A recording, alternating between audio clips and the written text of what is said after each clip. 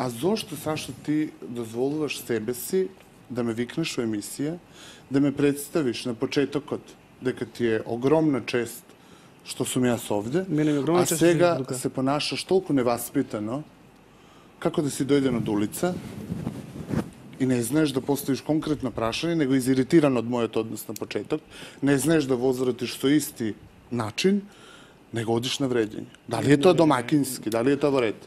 Па секогаш јас сум искрен, јас не сум лицемер. Дечко, не зборуваме дали си ти искрен. Јас сум Саше, не сум дечко. Значи викаме Саше. Дали си ти искрен или не?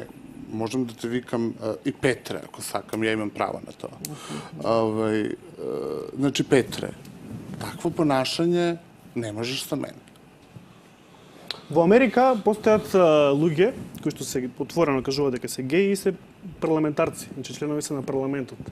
Парламентарецот од Масачусетс, Берни Франк, е дури еден од најценетите парламентарци во Америка.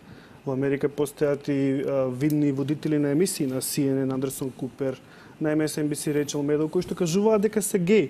Но тие представуваат геј популацијата вистински. Луѓето почнуваат да ценат таа популација, да не се плашат од таа популација. Ти со твојата појава си антиреклама за нив. Луѓето мислат дека геј луѓето се баш како тебе, значи тотално изгубени во времето и просторот. Катастрофално со веспитување, скандалозни, значи дну дна.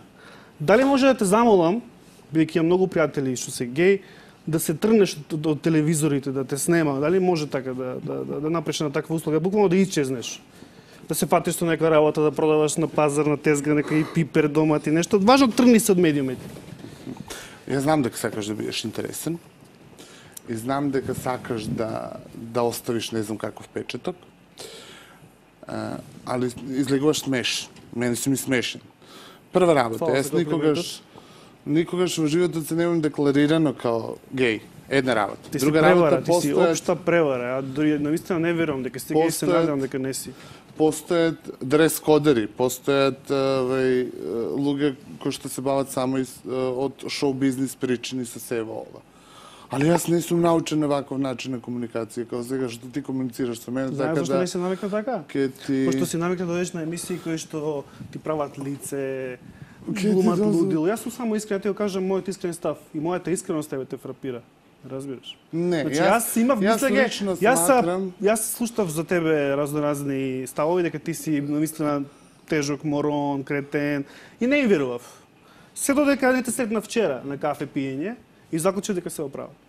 Јас, Сашо, сматрам дека мене не ми прилега и не можам себе си да се дозволам да седам во емисија со човек кој што дефинитивно мислам дека има психички проблем. Фала ти. Јас ќе те поздравам, ќе се заблагодарам на телевизијата и не знам уште колку овака ќе издржиш, али моето присуство во оваа емисија е завршено поради тоа што нема што јајте. Не сум злобен човек, ама навистина се надевам дека... Дечко. Дека некогаш некој... Сашо, Петре, како год, пријатно. Почитуваме гледачи, да ми се реклами, се враќаме во емисијата.